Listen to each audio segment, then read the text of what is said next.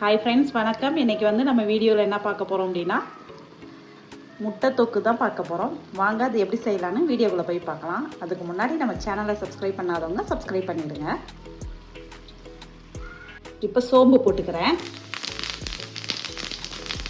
சோம்பு போட்டதுக்கப்புறம் சின்ன வெங்காயம் கட் பண்ணி வச்சுருக்கேன், இதை சேர்த்துக்கிறேன்.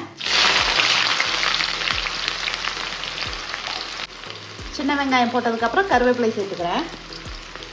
எல்லாத்தையும் சேர்த்து மிக்ஸ் பண்ணி விட்டுறலாம்.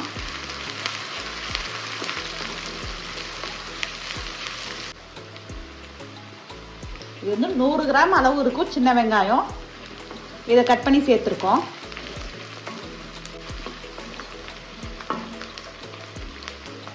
ஓகே, வெங்காயம் ஒரு 2 நிமிஷத்துக்கு வதங்கட்டும். வெங்காயம் நல்லா வதங்கிருச்சு. தக்காளி போட்டுறேன். வெங்காயம் தக்காளி சேர்த்து மிக்ஸ் பண்ணி விட்டுருவோம்.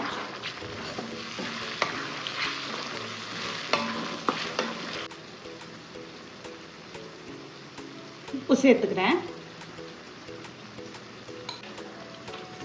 உப்பு சேர்த்து நல்லா மிக்ஸ் பண்ணி விட்டுருவோம். ஓகே, தக்காளி நல்லா வதங்கட்டும். இப்போது தக்காளி வேகிற ஸ்டேஜில் மஞ்சள்தூள் சேர்த்துக்கிறேன். மஞ்சள்தூள் சேர்த்து நல்லா மிக்ஸ் பண்ணி விட்டுருங்க.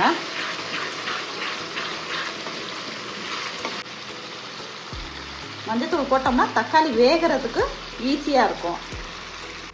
ஓகே, தக்காளி நல்லா வதங்கிருச்சு. இப்போது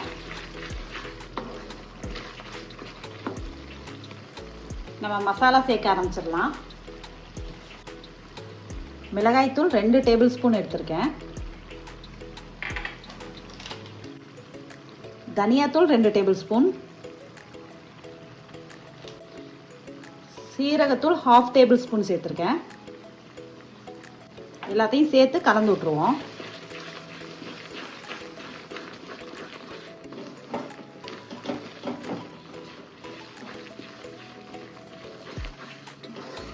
ஓகே, மசாலாவோட பச்சை வாசனை போகட்டும். ஓகே, இப்போ மசாலாலாம் நல்லா வெந்துருச்சு. பச்சை வாசனையெல்லாம் போயிடுச்சு. கொஞ்சமாக தண்ணி சேர்த்துக்கிறேன்.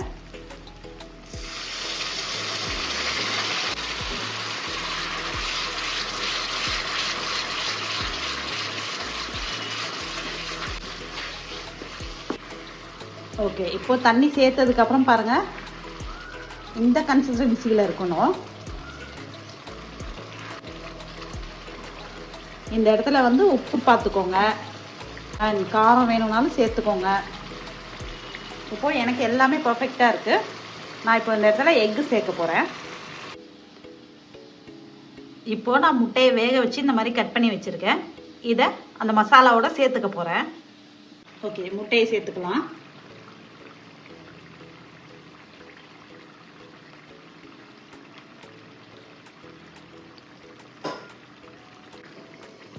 எல்லாத்தையும் சேர்த்து அப்படியே மெதுவாக பெரட்டி விட்டுருவோம்.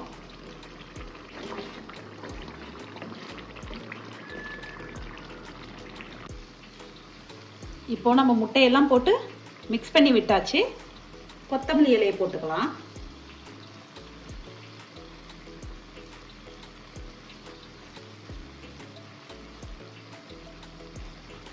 கொத்தமல்லி இலை போட்டதுக்கப்புறம் அகைன் திருப்பி விட்டுப்போம்.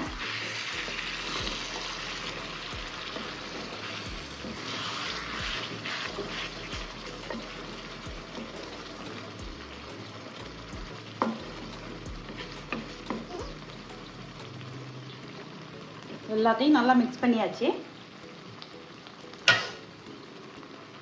இப்போ நம்ம முட்டை தொக்கு ரெடி ஆயிருச்சு.